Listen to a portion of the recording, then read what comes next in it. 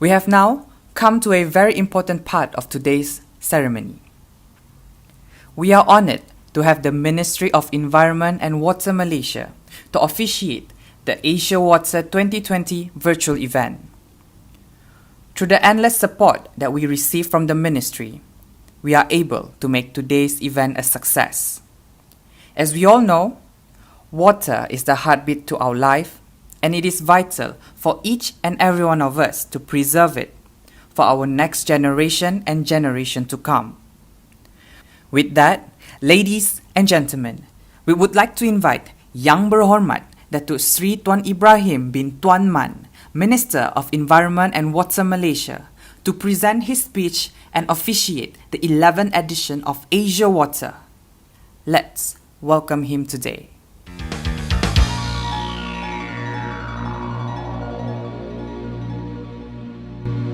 Assalamualaikum warahmatullahi wabarakatuh dan selamat pagi semua. Pagi ini saya memulakan ucapan dengan memetik suatu ayat Al-Quran daripada surah Al-Mu'minun ayat ke-18. Firman Allah Ta'ala, "Wa anzalna minas sama'i ma'an biqadarin fa askannahu fil ard wa inna ala zahabin bihi laqadirun." Maksudnya, dan kami turunkan daripada langit air dengan kadar yang tertentu, maka kami tinggalkan ia dalam bumi, dan sesungguhnya kami juga mampu menghilangkannya. Tuan-tuan sekalian, alhamdulillah kita panjatkan syukur pada Allah Subhanahu wa taala. Dengan izin dan rahmatnya kita dapat bersama pada kali ini. Tuan-tuan sekalian, bagi menjayakan buat julung kalinya pameran Asia Water 2020 secara dalam talian, saya ingin mengucapkan terima kasih kepada Informa Market Malaysia selaku penganjur kerana mengundang saya untuk menyampaikan ucapan perasmian untuk pameran pada kali ini. Saya difahamkan hampir 200 jenama dan syarikat daripada 10 buah negara sudi menyertai pameran Asia Water 2020. Saya ingin mengucapkan tahniah dan terima kasih atas komitmen yang telah diberikan. Semoga pameran yang berlangsung selama 3 hari ini akan memberikan sumbangan yang signifikan kepada industri perkhidmatan air dan pembentungan rantau Asia. Tuan-tuan sekalian, tema Water for Health and Water for Wealth merupakan dan memberikan suatu gambaran tentang kepentingan air untuk kelestarian yang baik bagi menjana kejayaan serta kekayaan. Air merupakan nadi kehidupan. Peningkatan populasi dan perkembangan industri menyebabkan permintaan terhadap sumber air bersih meningkat secara mendadak. Dan ia juga turut menjadi cabaran kepada syarikat bagi menyediakan perkhidmatan air. Sehubungan dengan itu, Pertubuhan Bangsa-Bangsa Bersatu telah pun mengiktiraf akses kepada bekalan air yang selamat dan bersih sebagai hak asasi dalam kelangsungan hidup manusia. Malah, perkhidmatan air juga yang cekap menjadikan pemangkin kepada pembangunan lestari. Selaras dengan kepentingan ini, agenda kualiti air diterjemahkan menerusi sasaran 6 Sustainable Development Goal atau SDG tahun 2030. Tuan-tuan sekalian, di Malaysia, industri air dan pembentungan berevolusi dalam pelbagai fasa perkembangan serta pengukuhan ketahanan bagi mendepani cabaran semasa. Kerajaan menerusi Kementerian Alam Sekitar dan Air atau KASA amat komited untuk menjadikan sektor air lebih cekap, efisien dan lestari. Walau bagaimanapun, banyak lagi usaha perlu dilakukan untuk mencapai piawaian kualiti yang lebih membanggakan kita semua. Bagi memastikan penggunaan atau pengguna-pengguna menikmati bekalan air mentah yang baik, KASA telah pun mengambil beberapa inisiatif serta rencana baru seperti pengurangan kadar kehilangan air tidak terhasil atau non-revenue water atau NRW, iaitu pada kadar semasa 36.8% Sasaran kita ialah untuk menurun ke tahap 30% pada tahun 2025 dan seterusnya pada tahun 2030 kita meletakkan sasaran kepada 25%. KASA juga mensasarkan peningkatan reserve margin air terawat kepada 20% pada tahun 2030. Penggunaan kadar penggunaan air per kapita individu daripada 230 liter kepada 180 liter pada tahun 2025. Sehubungan dengan itu, penggunaan mandatory peralatan cekar air perlu menjadi suatu fenomena ataupun suatu budaya di kalangan masyarakat kita. Bagi negeri-negeri yang berdepan dengan risiko kapasiti takungan air ataupun penyimpanan air mentah, KASA melaksanakan lebih banyak projek takungan air pinggiran sungai atau ringkasnya TAPS bagi mengoptimalkan penggunaan air tebus guna dan secara lebih meluas kepada masyarakat kita semua. Selain itu, KASA juga telah pun bekerjasama dengan Yayasan Wakaf Malaysia untuk mewujudkan tabung wakaf air ataupun tabung wakaf air nasional bertujuan menjadi suatu mekanisme khusus bagi menyelesaikan masalah bekal air kepada penduduk-penduduk di luar bandar dan kawasan-kawasan yang tidak mencapai bekal air bersih. Sehubungan dengan itu, kita mengharapkan insya-Allah program ataupun projek wakaf air ini akan dilaksanakan tidak lama lagi. Tuan-tuan dan puan-puan sekalian, KASA juga memandang serius isu pencemaran yang berlaku mutakhir ini, khususnya pencemaran sumber air kita. Dan kita tidak akan kompromi dengan penjenayah alam sekitar dan tidak juga menolak sebarang usaha ataupun kemungkinan yang berlaku. Sebelum dengan itu, KASA telah pun menubuhkan unit cegah jenayah alam sekitar bagi kita laksanakan usaha pencegahan.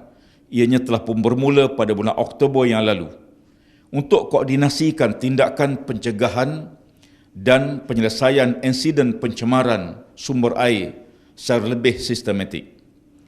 Dengan penglibatan pelbagai agensi penguatkuasa yang lain, termasuklah Jabatan Alam Sekitar, Suruhanjaya Perkhidmatan Air Negara ataupun SPAN, Jabatan Biokeselamatan dan juga pihak PDRM. Daripada aspek perundangan, Akta Kualiti Alam Sekeliling 1974 dan Akta Industri Perkhidmatan Air 2006 akan dipinda untuk mengenakan denda dan hukuman yang lebih berat kepada mereka yang melakukan pencemaran kepada sumber air kita.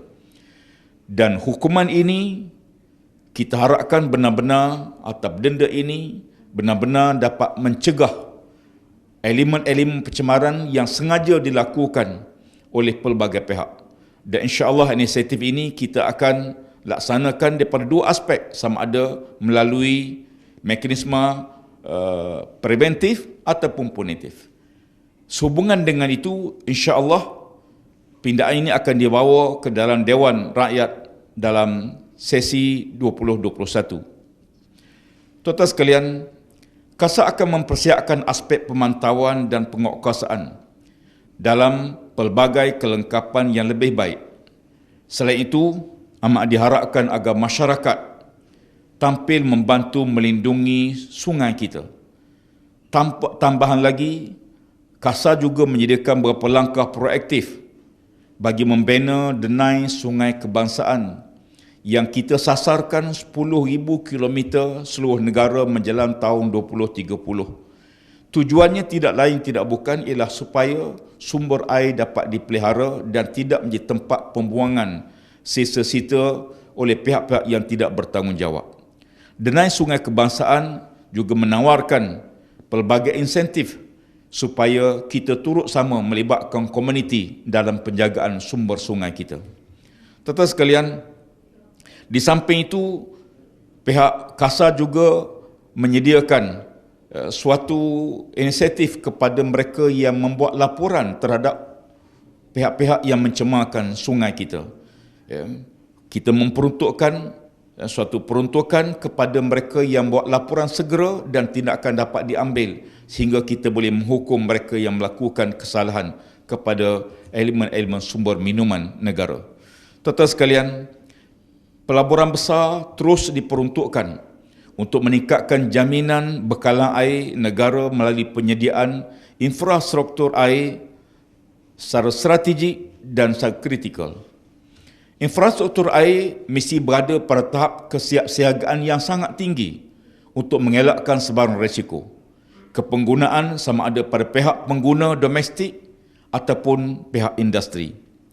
Di bawah rancangan Malaysia ke-11, sejumlah 13 bilion telah pun diagihkan, manakala untuk RMK 12 dicadangkan sebanyak 15.6 bilion, iaitu peningkatan 20% sebagai usaha bagi menjamin bekalan air negara.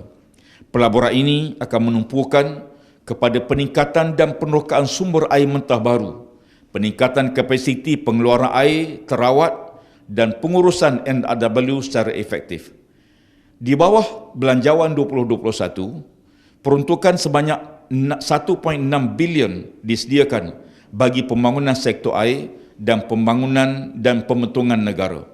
Manakala bagi aspek NRW kebangsaan, sebanyak 259 juta diperuntukkan. Sejajar dengan komitmen untuk mengurangkan karbon, saya berharapkan sektor perkhidmatan air turut meneroka peluang untuk memulakan program pembangunan lestari seperti penggunaan tenaga solar dan kitar semula air. Kos tenaga solar telah pun turun secara signifikan dan syarikat pengendali harus optimis untuk memanfaatkan tenaga bersih bagi negara. Dengan kos solar fotovoltaik yang lebih rendah, pemaju solar tentulah lebih bersedia untuk membuat pelaburan baru dalam bidang ini.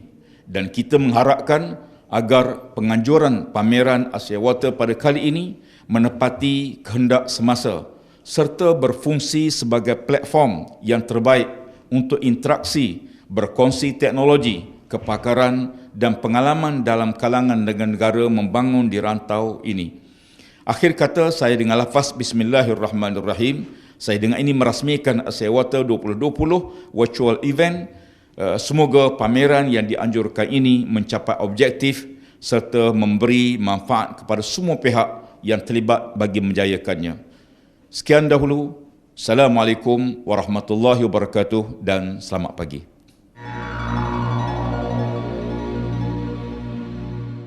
Ladies and gentlemen, the 11th edition of Asia Water is now officially open. Thank you Yang Berhormat Datuk Seri Tuan Ibrahim Tuan Man for officiating the event.